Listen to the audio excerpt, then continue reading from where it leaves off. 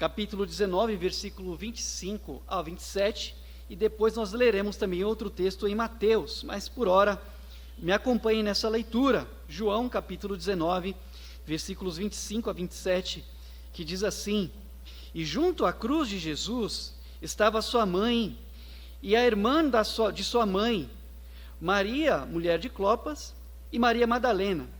Ora, Jesus, vendo ali sua mãe e que o discípulo a quem ele amava estava presente, disse à sua mãe: Mulher, eis aí o teu filho. E depois disse ao discípulo: Eis aí a tua mãe. E desde aquela hora o discípulo a recebeu em sua casa. Amém. Senhor, eis a tua palavra aberta e lida, e eis o teu povo e amigos acompanhando essa transmissão e em algum momento ouvindo, assistindo essa transmissão que será gravada. Meu Deus, que o Senhor fale aos nossos corações e que o teu Santo Espírito tenha liberdade de nos consolar e de nos ensinar através dessa meditação. Eu oro em nome de Jesus. Amém. Amém. Podemos sentar? As 7 frases da cruz é o tema que temos abordado ao longo de abril, ou neste mês de abril. Jesus, enquanto estava no seu momento de suplício na cruz, ele ainda ensinou, ele ainda orou, ele ainda fez algumas declarações e que trazem muitas lições para nossas vidas. Na semana passada nós ouvimos o irmão Carlos Júnior falando de 2 frases que Jesus mencionou enquanto estava na cruz. Uma delas foi uma oração ao Pai, pedindo para que perdoasse aqueles que, de uma forma inconsciente, estavam pecando, ou pecando, mas não tendo ideia do tamanho do erro que estavam cometendo. E a outra frase que nós ouvimos e aprendemos foi de Jesus fazendo uma promessa a um ladrão ou a um ex-ladrão, que reconheceu que pecava e tinha consciência do seu erro, mas se arrependeu, e então recebeu a promessa de Jesus, de que estaria com ele no paraíso.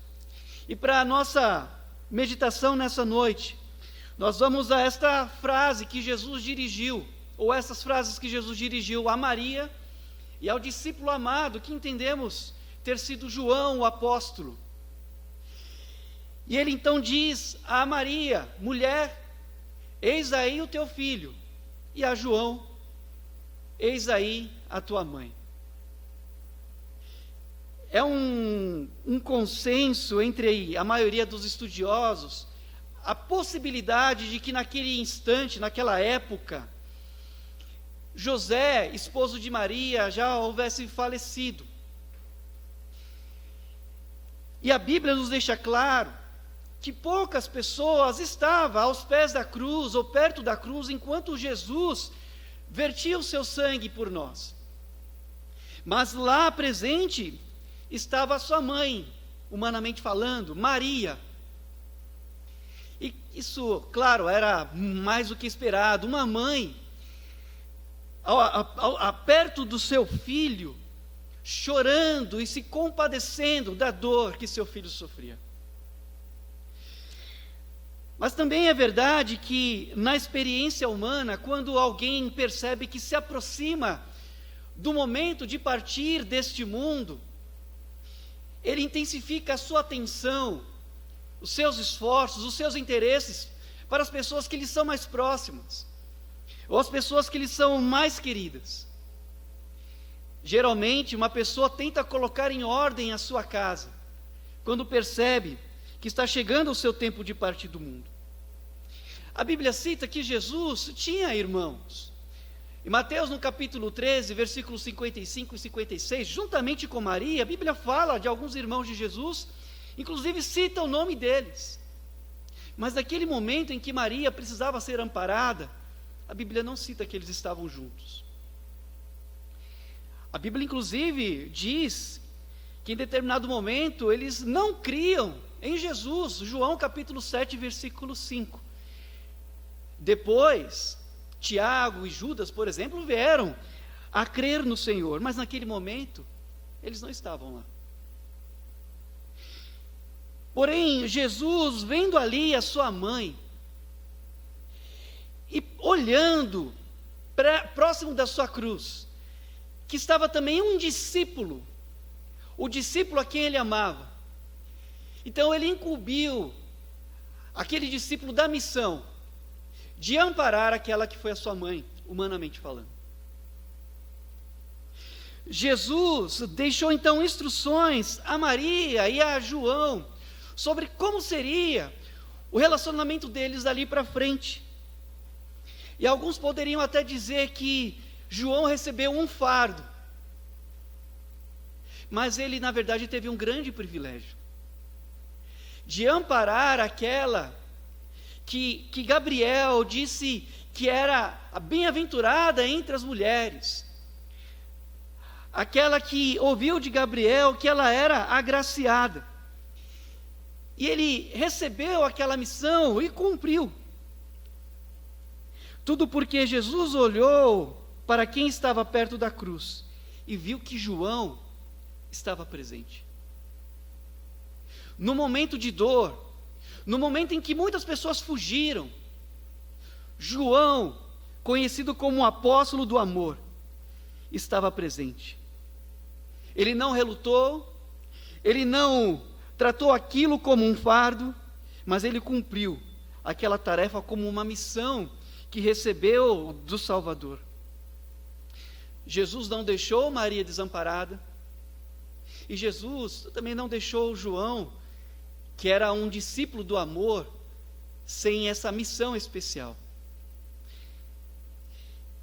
Irmãos, ainda hoje Jesus, Ele não nos deixa desamparados.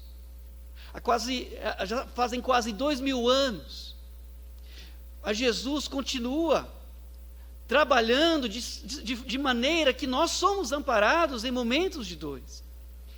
Ele tem nos dado o Consolador, o Espírito Santo, mas Ele também tem nos dado pessoas. Nesses dias que temos vivido, quantas pessoas partiram, e seus familiares não puderam realizar um culto de gratidão a Deus, ou não puderam abraçar outras pessoas. Mas eu não duvido que ainda que poucas pessoas, havia entre aquelas poucas pessoas, que estaria presente em todo o tempo, especialmente no momento de dor. Você sabe que em momentos de alegria ou de dor, tem alguém como um presente de Deus, com quem você pode contar.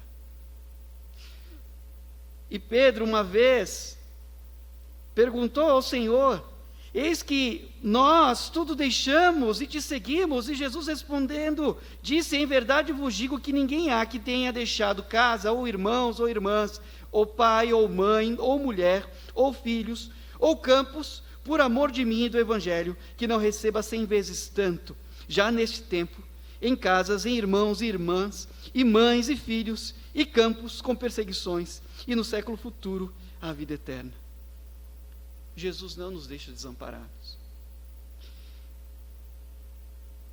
A mulher então que um dia segurou o Salvador em seus braços, quando ainda criança, e o trouxe para perto do seu peito, agora seria amparada por aquele que na última ceia reclinou a cabeça sobre o peito de Jesus, quando ele anunciava que haveria um traidor. E eu vejo nisto que o Senhor então não deixou desamparada aquela que recebeu com alegria a missão de ser mãe daquele que seria o Salvador. E vejo nisso que Jesus sabia que aquele que recebeu a missão tinha amor suficiente para receber aquela missão tão especial. A segunda frase para nós meditarmos nessa noite, frases da cruz, ou as 7 frases da cruz, está em Mateus capítulo 27, versículo 46, que diz assim: e perto da hora 9, exclamou Jesus em alta voz, dizendo: Eli, Eli, lama sabachthani, isto é, Deus meu, por que me desamparaste? Essa frase também é registrada por Marcos, no capítulo 15, versículo 34, mas centenas de anos antes, já havia sido escrito por Davi, no Salmos 22, e se alguém contemplasse aquela cena descrita por Mateus no capítulo 27, e conhecesse os Salmos 22, entenderia que os Salmos 22 estava já de antemão descrevendo aquela cena que Mateus escreveu no capítulo 27. No Salmos 22, versículo 1, citando esse clamor de Jesus: Deus meu, por que me desamparastes? Ou mesmo citando que as mãos e os pés de Jesus seriam traspassados, ou que a multidão zombaria dele, ou que ele estaria no momento de sofrimento, ou até mesmo que ele teria sede e que os soldados lançariam sorte sobre as suas vestes. Aquele momento já havia sido predito por Deus em sua palavra. E esse momento da cruz, aquele momento em que Jesus, no seu suplício, no seu sofrimento, clamava essa frase: Deus meu, por que me desamparastes? Os teólogos debatem muito sobre esse assunto e o que significou. Alguns chegam a dizer que aquele era um brado de Jesus homem e não Jesus Deus, ou que naquele momento a comunhão entre o Pai e o Filho estava sendo interrompida. E até hoje há alguma discussão sobre esse assunto. Jesus, ele nunca deixou de ser homem e nunca deixou de ser Deus, e nunca deixou de ser o Filho do Deus Pai. Mas é preciso a gente entender que estar na cruz não era um ato de desobediência ou porque Jesus desobedeceu ao Pai. Ele estava lá porque obedeceu ao Pai, e obedeceu até a morte, e morte de cruz, como nos diz Filipenses capítulo 2, versículo 8. Isaías 53:10 diz que ao Senhor agradou o moê-lo, então ele estava lá pela vontade do Pai. E o que acontecia naquele momento? Naquele momento havia um julgamento. Mesmo Jesus sendo inocente do pecado, ele estava lá pagando o preço pelo nosso pecado, pelo meu pecado e pelo seu também. Então aquele que não conheceu o pecado, foi feito pecado por nós, para que fôssemos feitos justiça de Deus, como nos diz 2 Coríntios, capítulo 5, versículo 21. Jesus, que nunca cometeu nenhum ato de rebelião contra o Pai, foi tratado como se fosse completamente responsável pelo ato de rebelião da humanidade, representada por Adão.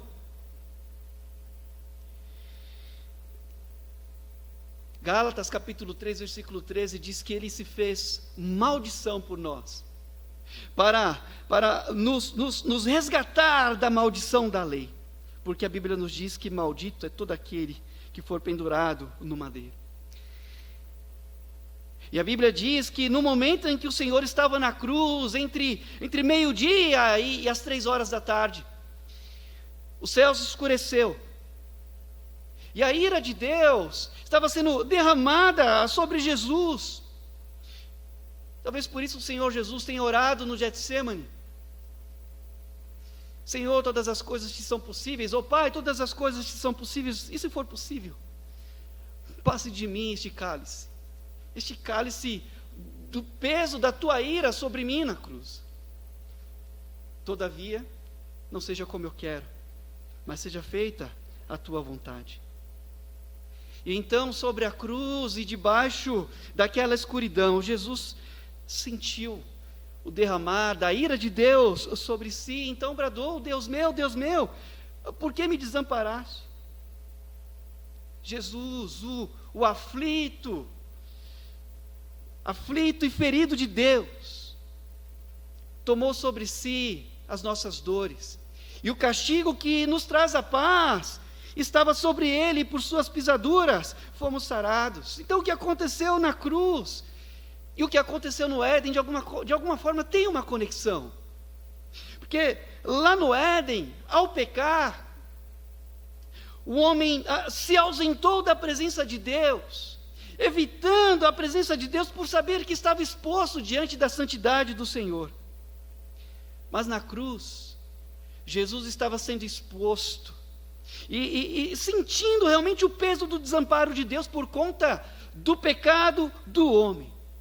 E se o pecado de Adão nos separou de Deus, o sacrifício de Jesus na cruz nos reconciliou com Deus.